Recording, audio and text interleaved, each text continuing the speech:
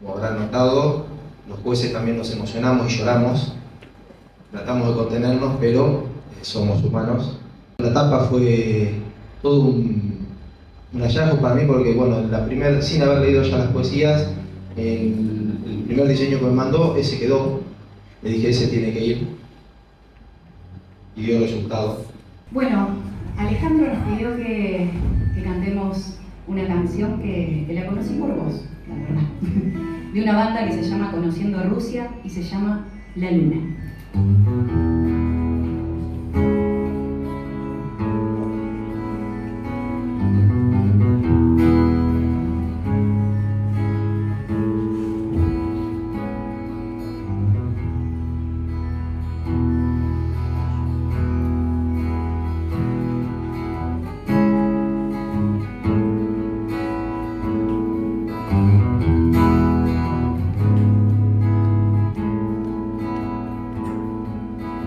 ¿Dónde está la luna? Hace días no está por aquí. Si la ven, díganle que yo siempre voy a estar aquí.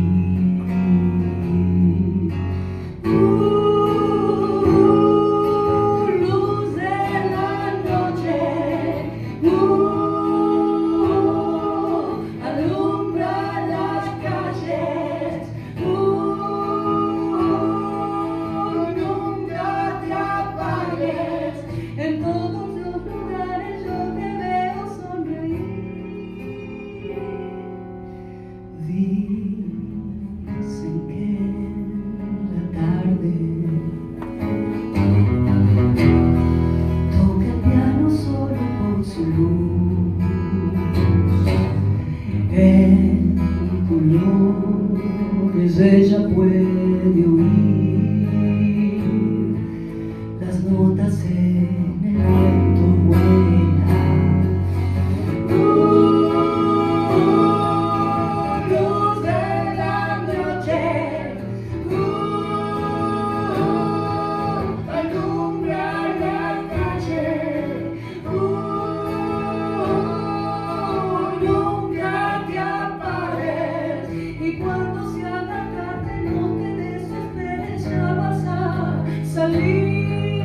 En todos los lugares yo te veo sonreír.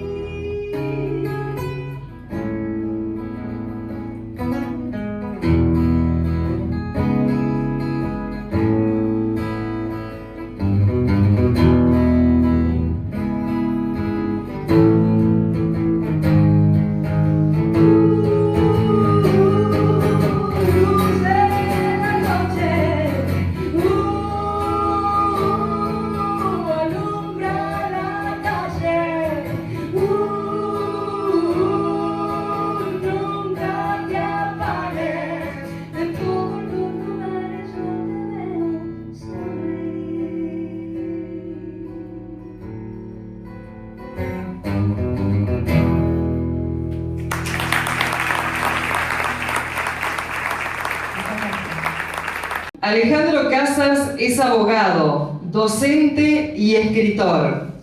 Fue alumno del escritor Antonio Damasceno y publicó los siguientes libros: Encuentros, Cuentos, Haz de Espada, Cuatro de Copas, novela, Boca de Urna, novela, Tan cerca y tan lejos, novela, y Al cielo se llega en bicicleta, cuentos.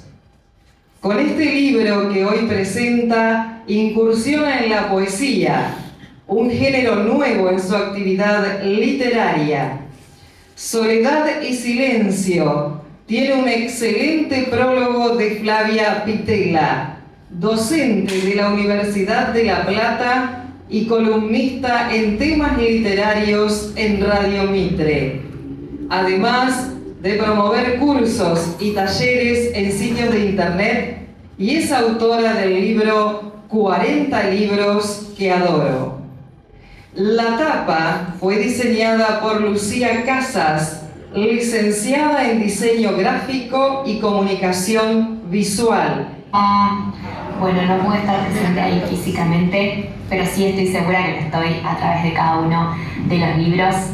¿Quién iba a decir hace 20 años atrás, cuando me pediste que te dibuje un triciclo, una pelota, una gallina, en una hoja chiquita, sencilla, ahí mientras merendaba, para nada más y nada menos que tu primer libro, que hoy vamos a estar después de 20 años, creo, diseñándote uno de tus ejemplares para transmitir todo tu arte a través de la visualidad. Es un honor para mí haber podido representar tus poesías para adentrar al lector a navegar sus propias olas de soledad y silencio. El verdadero desafío de un diseñador yace en su capacidad de otorgar un significado connotativo en sus obras. Este texto no pretende describir lo que todos podemos ver, tampoco interrumpir el interesante proceso de lo que cada persona interpreta a partir de su propia historia, emociones o conocimientos. Lo que busca es ser un simple intermediario entre los elementos gráficos y el público. De alguna manera y forma es acompañar, a descifrar y explicar la poesía detrás de la composición visual. Soledad y silencio fue declarado de interés legislativo por resolución del Honorable Consejo Deliberante del 9 de julio. Procedemos entonces a hacer la entrega de esta resolución por parte de Ignacio Palacio para recibir este diploma y esta resolución.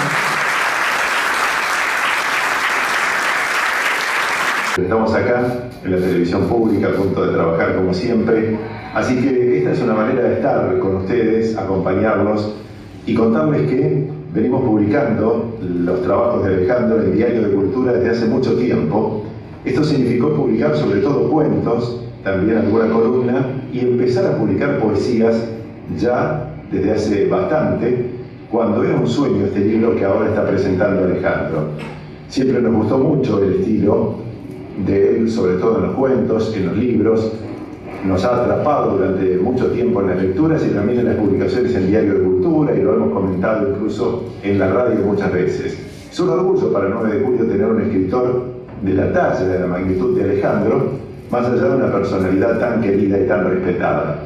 Seguramente este momento ha sido especial para dedicarse a la poesía, y ya el título del libro, por supuesto, está indicando un poco a qué se refiere con soledad y silencio, con esa tapa tan significativa, y con un momento especial de su vida retratado a través de esto, las poesías que vamos a leer y que seguramente vamos a disfrutar con este libro que hoy está presentando. Alejandro, que sea todo un éxito para todos los que están allí, el saludo cordial. Saben que amo a mi querido Carlos María Naón en especial, en particular, y a todo el 9 de julio en general, que para mí es mi patria chica, mi lugar en el mundo, así que tener un escritor de la talla, de la jerarquía, del profesionalismo también de Alejandro, es un verdadero orgullo. De esta manera me encanta acompañarlos, estar con ustedes, y esperemos que pronto sea cara a cara, persona a persona, brindando y estando un rato juntos. Alejandro, felicitaciones por el libro y muchísimos éxitos, y bienvenido a la poesía, además de tus relatos y tus cuentos que tanto nos gustan y que siempre tenemos muy presentes. Abrazo enorme.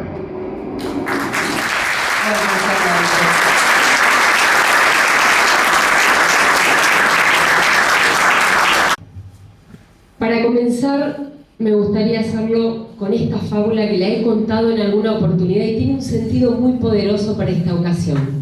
Se trata de una historia que sucede en Galicia, el lugar más lluvioso de España. En esta historia, Mario es el anfitrión y Pedro es un invitado. Después de cenar y rememorar muchas anécdotas que siempre les hacen sonreír, Pedro se detiene en la puerta de la casa de Mario para descubrir que está lloviendo a cántaros. No te preocupes, Pedro, tengo la solución perfecta, le dice Mario. Solo tenés que dar un paso al frente. Si lo hago, me voy a empapar, Mario, le contesta Pedro. Confía en mí. Tras una larga discusión, Pedro, completamente confuso, abre la puerta para dar un paso al frente, lo que se empapa por completo. Da otro paso, pero has perdido la cabeza, le dijo. Y ahora otro, estás loco. Esto no ha resuelto mi problema. Falso. Te ha resuelto el 100% del problema, ya que la lluvia solo afecta a aquellos que están secos, y ese, querido amigo, ya no es tu caso. Cuando te resistes a estar empapado, consigues que la lluvia te controle a vos. Cuando no, la controlas vos a ella. La lluvia representa los retos de la vida. Así que hoy, Alejandro Casas, llegó un desafío más a tu vida. Ya no lo llames miedo, locura, accidente o ruptura, lo llamás lluvia y te empapaste, te atreviste. El tiempo que tardás en dejar de sufrir es exactamente igual al tiempo que tardás en aprender a aceptar. Tal vez por eso Alejandro Casas no quería o no se atrevía a mojarse, como dice la fábula, pero como navegante que es, se animó a la publicación de Soledad y Silencio, guardado, cajoneado durante un tiempo. Confiando siempre en la potencia de la poesía, tomó confianza para tomar su voz, su propio campo de maniobras poéticas, un mundo que involucra una tormenta intelectual, sensorial y técnica. En sus versos hay imágenes llenas de destellos. No hay apuros ni neurosis, sino una conciencia sobre la importancia de detenerse, de cuidar lo pequeño y de hacerle espacio. La potencia de la voz está en la observación interior, en los sentimientos, en el ritmo que toma el lento pasaje de la juventud a la madurez o viceversa. Soledad y Silencio es uno de los libros que lograron bajarle el volumen a la soledad y subirle a la vibración. Nos sumergimos en estas poesías para leerlas con calma. Nos dejamos conquistar, nos hablan, pero yo me pregunto, ¿qué quieren decirnos? Las leo con admiración y un poco de envidia. Es algo comparable a lo que pasa cuando se escucha a un cantante. Cualquiera canta en la ducha y de pronto escuchás a un cantante de verdad y te das cuenta de que la música es otra cosa. Te das cuenta de que hay matices, intensidad, juegos. Alejandro Casas lo hace con las palabras. Y no es una cuestión de sonidos, sino de significados profundos. Son poesías reveladoras con todo el temblor de lo inesperado. Hasta algunas podrían tener música. Este libro tuyo es toparse en primer lugar con versos como un jardín encantado. Va tocando por acá y por allá su realidad con una especie de varita mágica y que al mismo tiempo nos permite volver a leerlos como si fuera la primera vez. Antes de irme, voy a compartirles una poesía en voz alta a modo de anuncio, porque la poesía junta gente y cambia cuando se la escucha colectivamente. Y de chapa les dejo un poema que quedó dando vueltas en mi cabeza, que es para pegarlo en la heladera. Este otro hombre. Recorrer el camino ya vivido, transitar la distancia pasada, encontrar el refugio perdido que una vez fue refugio del alma. Deslizar la mirada cautiva por el cielo rubí de una fría mañana y quedarme dormido después en el océano de la madrugada. Yo no soy el que fui, por momentos siento que soy poco y soy nada, pero al llegar la noche navegando en el vasto silencio del misterio y sus entrañas, me encuentro con el hombre que atravesó esos caminos y aquellas distancias. Sos un incansable buscador de definiciones de momentos, o mejor dicho, ese yo lírico trata de definir lo que es la añoranza, el alma, la muerte, que incluso nos ayuda a reconciliarnos con la idea de la muerte. La felicidad, la amistad, la verdad, el amor, la niñez, todo. Definir te hace marcar límites, trazar una línea conceptual que refleja tu percepción del mundo. Incluso los títulos son una anticipación concreta de lo que va a suceder después. El vocabulario es por momentos con cultismos. Eso nos hace acordar mucho a la poesía del siglo de oro, al conceptismo y al culteranismo. No solo el vocabulario, sino también los recursos, el juego de palabras, la incorporación de la naturaleza. En uno de los poemas dice: que no te olvides de la naturaleza, de esa flor y de ese árbol y del canto de ese pájaro. Una antítesis, amiga, enemiga, aliada, adversaria, compañera, incondicional en el crepúsculo como en el alba. Otro oxímoron, decir adiós sin decirlo, metáforas e infinidades de recursos. Al final el lector termina armando su propio rompecabezas del amor, del paso del tiempo, de la fugacidad de la vida, de la incertidumbre del vivir, de la melancolía de lo que fue. Paz, digo nosotros los lectores, combinando piezas extraídas de los diferentes poemas. Vas generando a lo largo de las lecturas tensión en los 5 sentidos, para darnos cuenta y relajar que cada poema aporta nuevas miradas.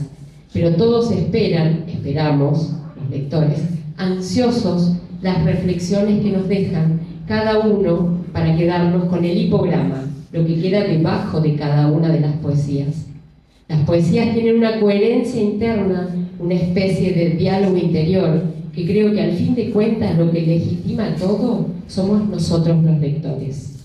No me acuerdo si lo leí o me lo contaron, pero no es sencillo lo que quiero decir. Igualmente podemos no coincidir y entendernos. Hay una locura furiosa de escribir poesía, pero no se está loco debido a esa locura.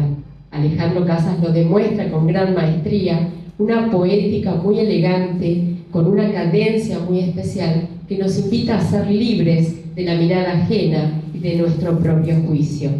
La poesía es lo desconocido. Antes de escribir, no sabemos nada de lo que vamos a escribir, y luego, con total lucidez, expresamos lo que sentimos. Lo dice él mismo en su poema que titula La poesía, y dice así: la poesía, una vez más, me llama. Ella domina todo lo que toco, voz insaciable que reclama de mi mano con afán celoso. Séneca, filósofo alemán que acostumbraba a terminar las cartas que escribía con un regalo, después de desarrollar todo lo que quería decir, decía que les dejaba como regalo frases para que las meditaran. Se las daba así, sin mucha explicación, frases sueltas, sin contexto. Hoy yo hago lo mismo. Les regalo 3 versos de Alejandro Casas que tienen una profunda conexión entre ellos. El primero: hay momentos que recuerdo vienen como tormenta. Segundo, el sabor perenne y presente de un beso furtivo. Tercero, la noche es una mujer desnuda y sin contratiempos. No quiero fatigarlos porque este texto es abismal, pero yo los voy a dejar pensando en versos. Buenas noches. Muchas gracias. Definiciones, empezando por la de gran Abelardo Castillo, inserta en este poemario, a mí me fascina la del no menos inolvidable Isidoro Prenstein, para quien un poeta es como un cartero envuelto en llamas con algo en la mano que tiene que entregar.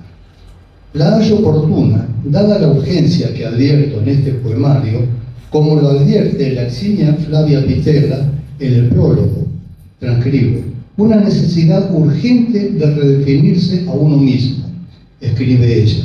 Y yo coincido con esa necesidad, que por otra parte todos atravesamos, y que está plasmada en los versos agrupados bajo el título de Breviario, cual una monacal compilación de rezos diarios donde advierto esa urgencia. Yendo más atrás en el tiempo, cuando yo leía los cuentos de Alejandro, presentí que tarde o temprano él nos depararía un poemario. Ya hay en dichos cuentos versos en prosa, en los cuales yo vislumbro, por ejemplo, lo que para mí son los matices del poético resplandor o contraluz a la misma hora y como por una bendición de latitudes en los diferentes barrios de nuestro querido 9 de julio, así como el caminar de nuevo, cuando vuelvo por sus veredas, ver todavía, abiertas de par en par, las 2 hojas de algún zaguán a través del cual se ve una puerta cancel, o de pronto llegarme cierta fragancia, imprecisa para la memoria, pero certera para el alma, como la que pudo quizás inspirar de Alejandro, el verso, cito, aromas de antiguas fragancias me dieron por dentro.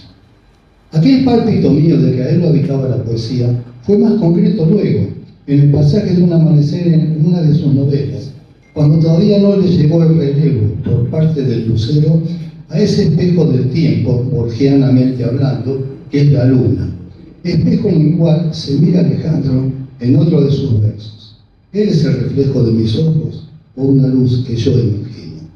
Dicha corazonada sobre él y la poesía, ya fue certeza al leer en su novela Haz de espada, 4 de copas, sobre una estación ferroviaria, que me recordó lo de aquello de el misterio de adiós que siembra el tren del gran Homero Manzi.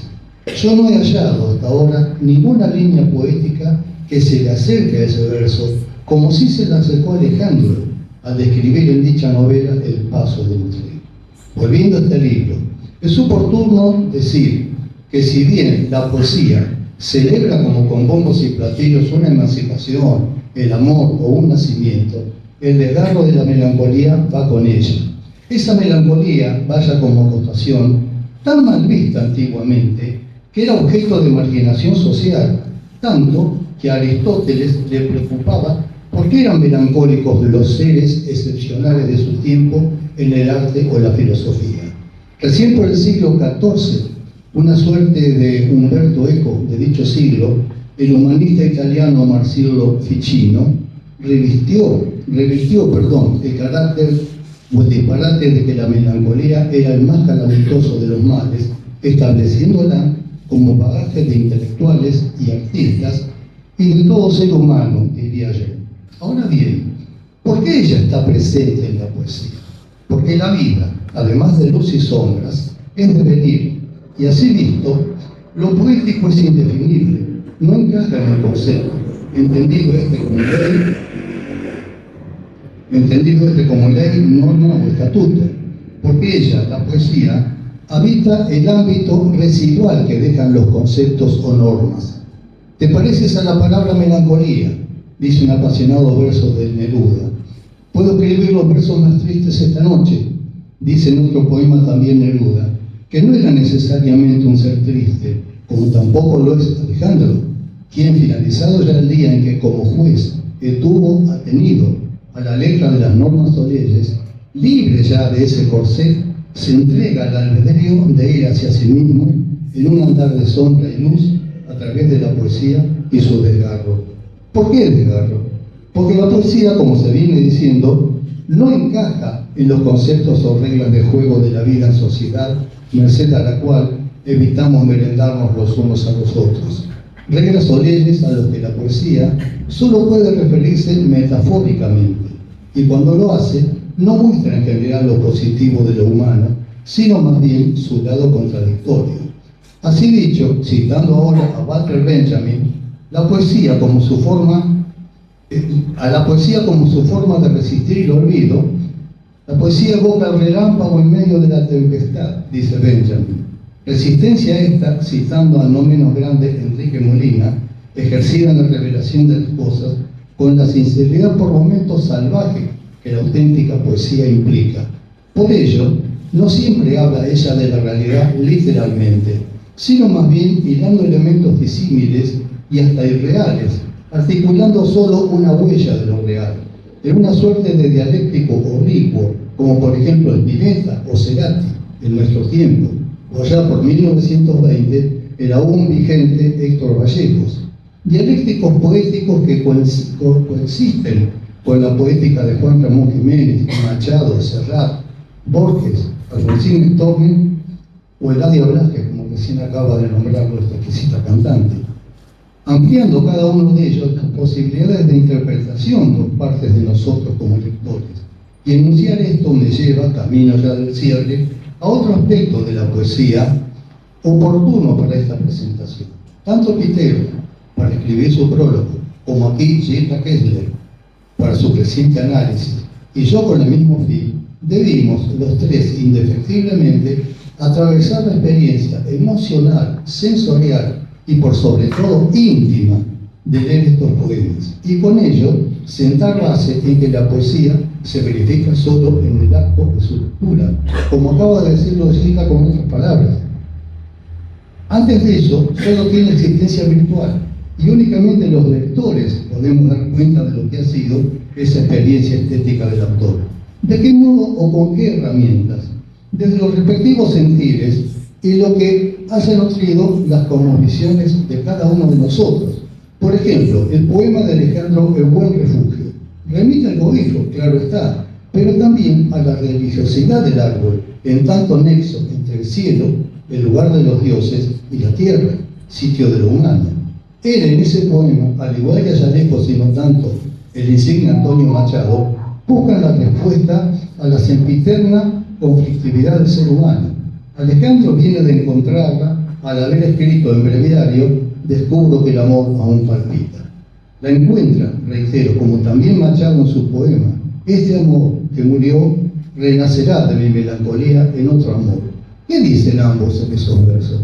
Que siguen vivos, nada menos, a pesar de la melancolía y por el milagro de redefinirse, también descrito en el prólogo de Pitela. ¿Qué trato de denunciar con esto último? Pues que así ha sido mi forma, por un lado, como la de Pitela y Gilda, por otro, de verificar estos poemas, que hubieran tenido, reitero, de no haberlos leído, solo existencia virtual. Estos poemas, viniendo ya el momento de que nos hable Alejandro como padre de esta poética criatura que nos ha deparado en medio de la yema de silencio, que es la noche, cuál es el cartero, envuelto en llamas, con agua en la mano, que vos, Alejandro, tenías para entregarnos. Muchas gracias.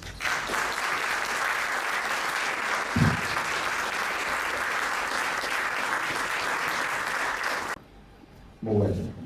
Primero que nada, agradecer al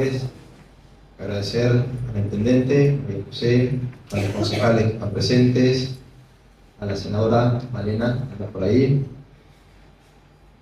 a la biblioteca, a los medios de comunicación, que con buena fe, como debe ser, han difundido y lo han apoyado en este y en otros momentos, a la biblioteca, como les decía, especial a María Vélez y Laura, por su ambientación, a Lucrecia y Marcos, que dejaron un clima, le decía yo recién por lo bajo, cómo hacemos para sostenerlo, ¿no?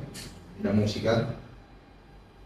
Bueno, a Daniel López, con el que tenemos una amistad hace unos años, y que fue uno, como él bien dijo en su mensaje, uno de los primeros que publicó en su diario de cultura aquellas primeras poesías que no tenían de mi parte la intención de ser publicadas. A Flavia Pitela, que fue una de las primeras que leyó algunas de las poesías y que me dio su opinión, que fue un impulso para seguir pensando en la posibilidad de recopilarlas y publicarlas. A Carlos y a Gilda, que también fueron lectores de las poesías y que terminaron de darme ese impulso que necesitaba para revisarlas y corregirlas. Los que escribimos sabemos que la corrección nunca se termina, ¿no? Dijo, creo que fue Abelardo Castillo, que todo lo que se escribe son borradores, ¿no? No se escriben obras definitivas. Bueno, ellos me ayudaron con sus opiniones, pero no dejaba de, por ese tema de la baja autoestima que tengo, de terminar de convencerme. ¿Sí? Bueno, están exagerando, no están así. Pues bien. Y a Lucía por la tapa, el mensaje de Lucía no lo esperaba, como habrán notado, los jueces también nos emocionamos y lloramos, tratamos de contenernos, pero somos humanos. La tapa fue todo un hallazgo para mí, porque bueno, sin haber leído ya las poesías, el primer diseño que me mandó, ese quedó. Le dije, ese tiene que ir, y dio resultado. Y bueno, agradecerles a todos ustedes por estar presentes. La vida de todo hombre es un laberinto de puertas. Puertas abiertas, puertas cerradas, puertas entreabiertas, puertas invisibles, puertas reales y puertas imaginarias. Puertas soñadas, puertas inalcanzables, puertas cercanas y distantes. Puertas que conducen a encrucijadas y callejones sin salida. Puertas de dolores y pérdidas, y puertas que nos llevan a paisajes placenteros. Mi ingreso a la literatura, como lector y como escritor, puedo sintetizarlo y graficarlo en 3 puertas. Escribí mi primera poesía en la adolescencia, poco tiempo después de la muerte repentina y trágica de mi madre. Se la escribí a ella. Esa primera poesía quedó traspapelada en el paso del tiempo por esos misteriosos artilugios de la mente y el alma. Solo quedan en mi memoria algunos retazos. El olvido borra y la memoria transforma, dice Kundera. Así es como ingresé a la escritura y a la lectura de poesías por la puerta del dolor. Las primeras poesías que escribí estaban signadas por ese dolor, pero enseguida pasé a escribir versos románticos, como es de suponer en un adolescente influenciado por las rimas de Bécquer y por los versos de Rubén Darío. Poco tiempo después me encontré con la política y mis lecturas y la militancia partidaria me llevaron a escribir textos más terrenales y cotidianos, aunque nunca abandoné la beta romántica e idealista. Era la primavera democrática del comienzo de los 80. La segunda puerta de ingreso a la literatura vino un tiempo después, cuando tenía aproximadamente 30 años. Las poesías habían quedado en la adolescencia. Es más, en más de una oportunidad decía, por suerte para la poesía la abandoné, porque si no iba a ser muy maltratada, porque no me gustaba lo que escribía en verso. Pero en los artículos de opinión que escribía, noté que empezaba a asomar la beta literaria de la ficción.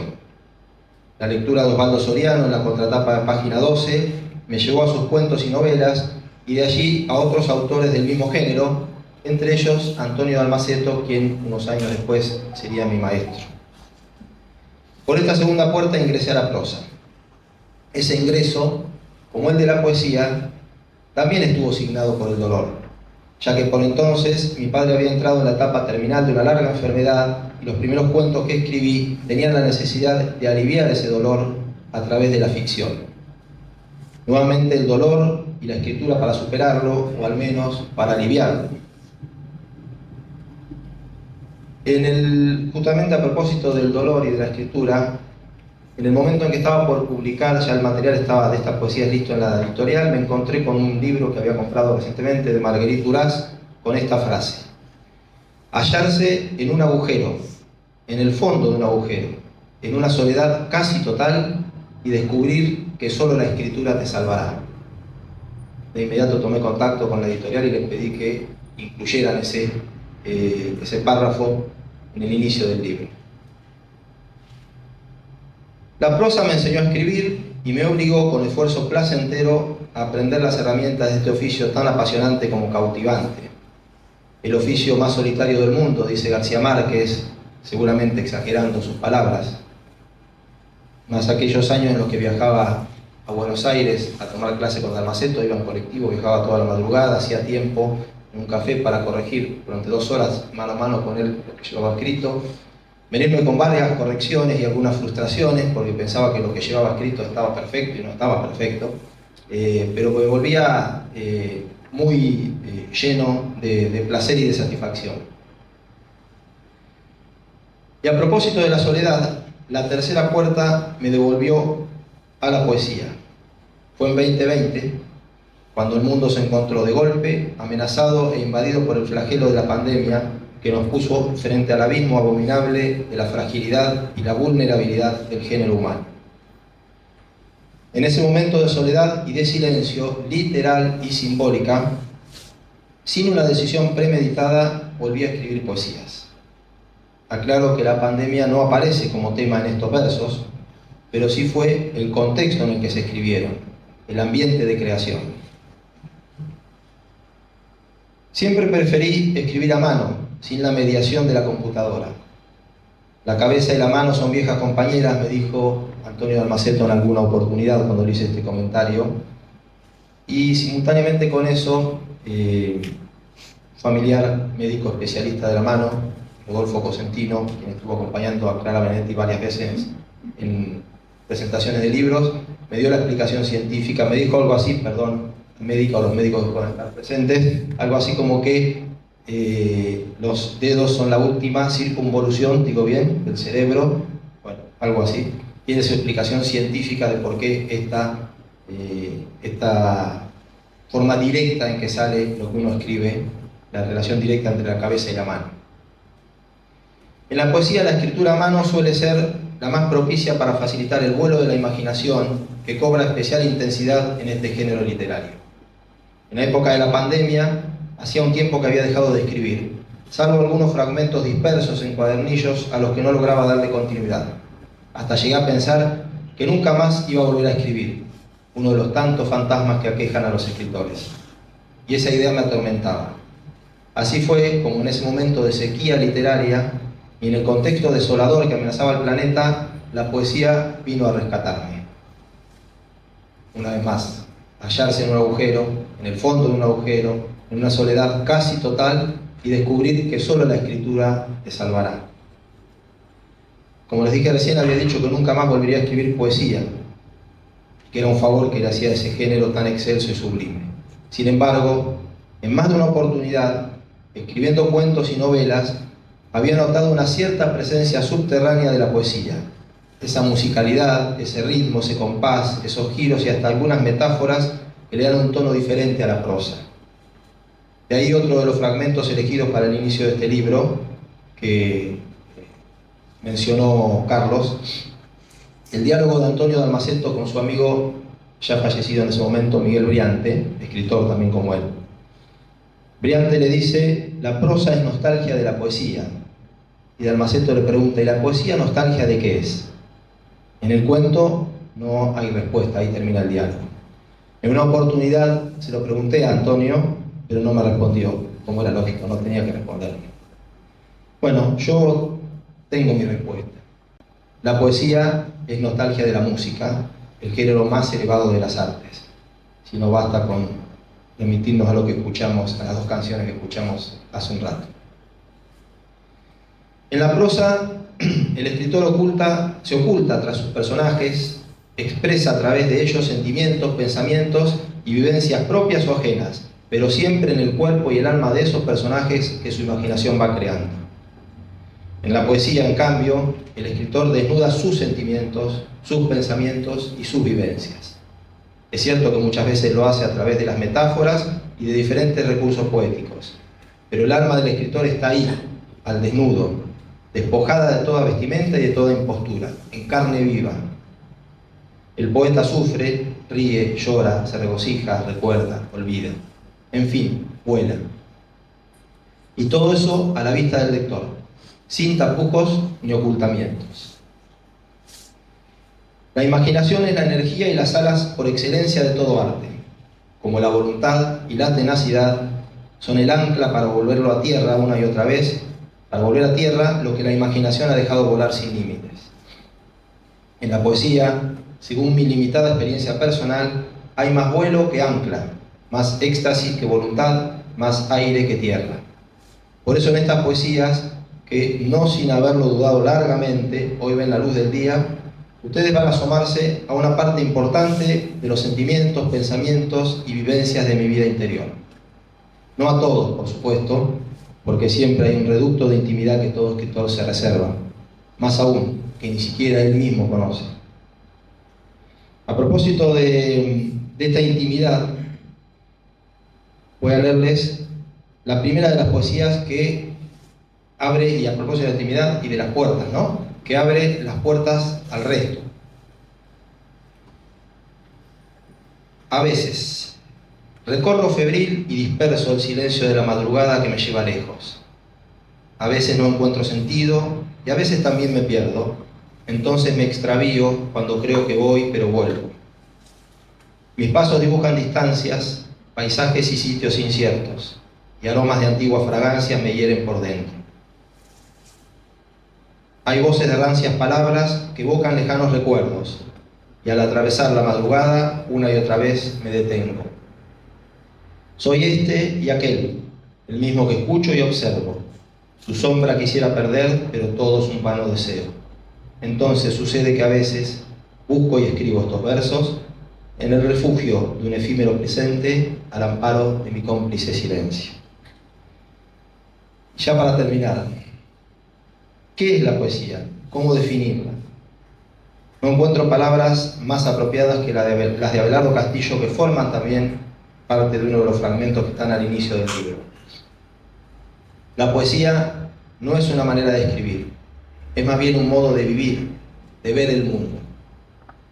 En soledad y silencio sobrevuela mi modo de vivir y de ver el mundo, como esas gaviotas de la bella tapa que diseñó Lucía. Muchas gracias por haberme acompañado.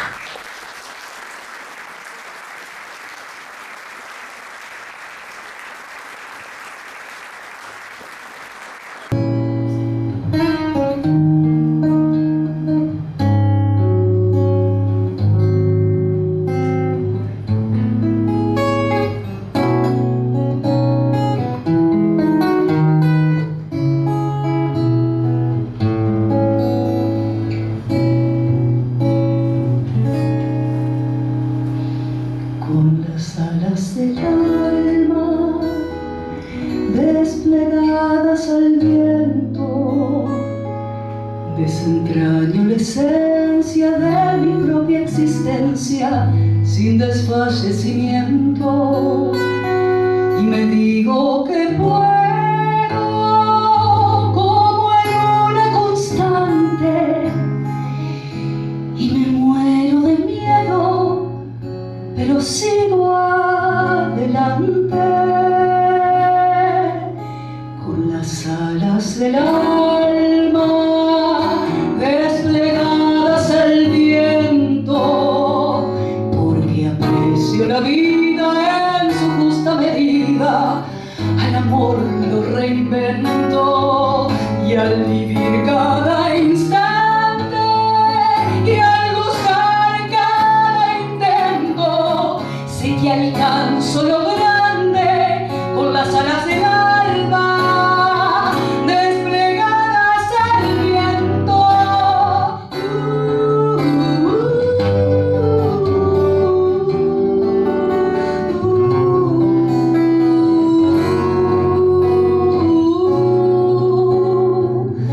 Con las alas del alma desplegadas al viento, más allá del asombro me levanto entre escombros sin perder el aliento, y me voy de la sombra por algún filamento, y me subo a la alfombra con la magia de un cuento.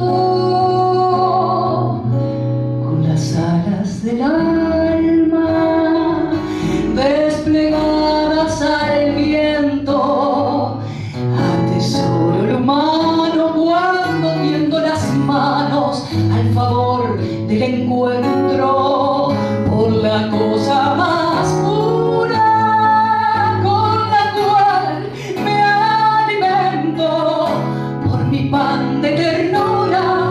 Con las alas del alma desplegadas al viento.